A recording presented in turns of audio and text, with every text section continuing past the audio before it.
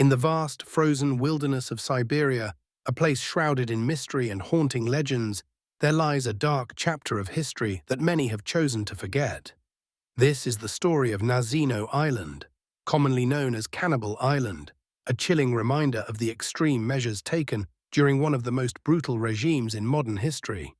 Join us as we explore the events that unfolded in this remote corner of the world, a tale as harrowing as any horror novel, yet tragically true. In the early 1930s, the Soviet Union, under Joseph Stalin's Iron Fist, embarked on a social engineering project of unprecedented scale. The Soviet government was determined to rid urban areas of what they termed social nuisances, those deemed unfit or undesirable by the state. This encompassed a broad swathe of society, including beggars, petty criminals, and political dissidents. In May 1933, a chilling directive was issued, resulting in the forced deportation of nearly 6,000 people to a desolate island in the Ob River, deep in the heart of Siberia. Nazino Island, a small and inhospitable strip of land, was to be the site of a newfangled penal colony. However, what was hastily set up was a nightmarish encampment instead. Upon arrival, the ill-prepared deportees were stripped of even the most basic necessities of survival.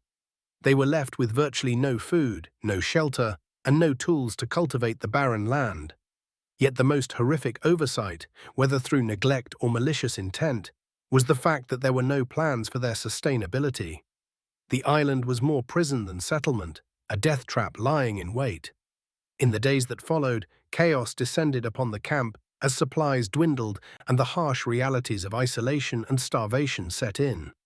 The deportees found themselves abandoned to nature's mercy, devoid of leadership or organization. Without any adequate provision of food or water, the situation spiraled into desperation. The individuals, coerced together into this dire predicament, turned against one another in a primal struggle for survival. It wasn't long before the most grotesque and unthinkable acts were committed in the name of sustenance. Eyewitness accounts from surviving deportees and guards paint a macabre picture of the unfolding tragedy on Cannibal Island. Tales of theft, violence, and cannibalism circulated as hunger-induced madness gripped the population. Those who were weaker or sickly quickly fell victim to the chaos, their bodies becoming grotesque rations in desperate bids for life. The desperation and brutality displayed on Nazino Island underlined the stark and horrifying depths of human behavior pushed to its limits. The atrocities on Cannibal Island went largely unnoticed for decades, shrouded by the heavy veil of Soviet secrecy and the global tumult of the Second World War. It wasn't until the collapse of the Soviet Union and the relative opening of Russian archives that the grim details of Nazino were brought to light, offering a glimpse into the dark shadows of Stalin's regime. While the events on Cannibal Island are undeniably chilling, they serve as a sobering reminder of the profound impact of dehumanization and neglect.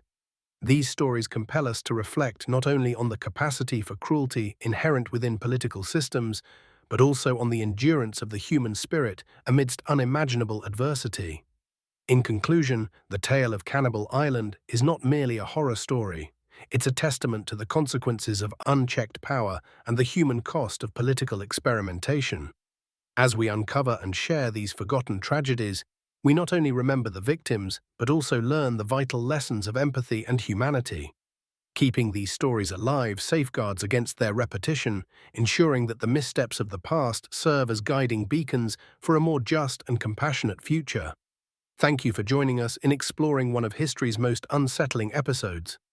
As we reflect on the past, let us strive toward a world where such tragedies remain in the annals of history, never to be relived.